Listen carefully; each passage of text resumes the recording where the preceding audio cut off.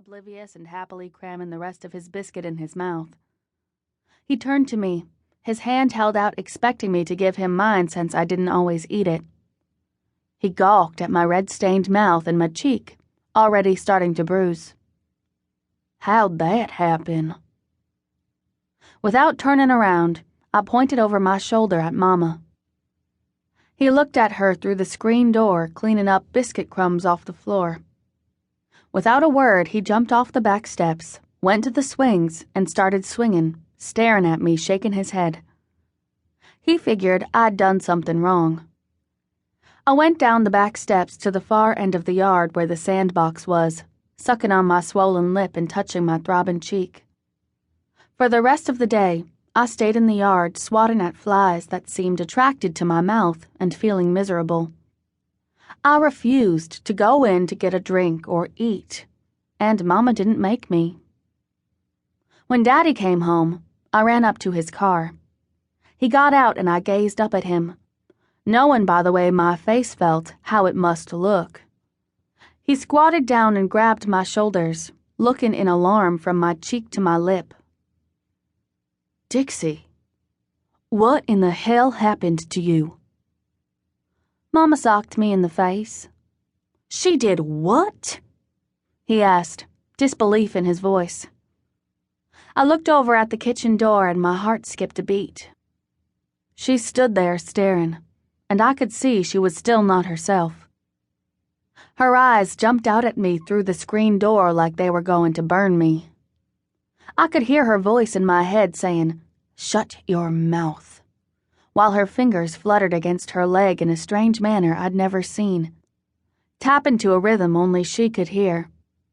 I tore my gaze away, looking anywhere but at that screen door. Daddy looked at Mama, a vein pulsing in his forehead.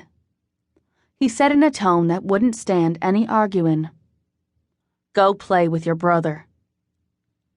AJ was digging in the dirt beside the sandbox, and I ran over to him. When I looked back, Daddy was walking fast toward the house, arms swinging, fists clenched. I worried. What's he gonna do? He went inside, slamming the screen door and yelling, "Evie!" even though she stood right there. She backed up and then he blocked her from view. The anger in his voice as he yelled made me feel vindicated, yet afraid. There was a thump, an unpredicted sound that made me stare toward the house. I heard it again, and then again. It was bad enough knowing what it was, but the silence while the beating went on was the worst. What would Mama think of me now? She would hate me, I was sure of it. I turned and ran toward the back of the yard again, away from the dull sound of his fists on her body. I put my hands over my ears and waited. The thought of him beating on Mama on account of me made me sorry I'd said anything, and I wondered when these blows would stop. She crept round us the rest of that evening, refusing to look at anyone. Her face was like mine, like Daddy wanted her to know how it felt.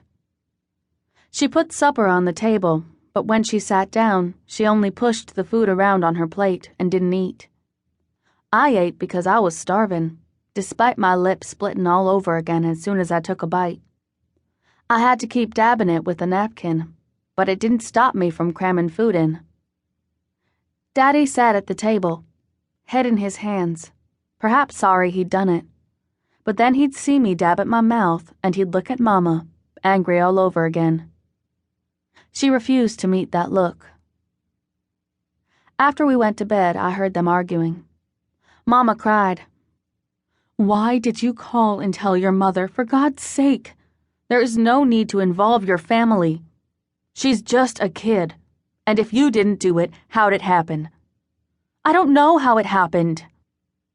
I was sitting up in bed, about to write in my diary, and I caught my breath at Mama's out-and-out lie. Why would she lie? What she said made me more nervous than when Daddy hit her. It grew quiet, and after a minute, I wrote, "Mama lied about what she did. Is she scared of Daddy?" A couple days later, I stood in front of her.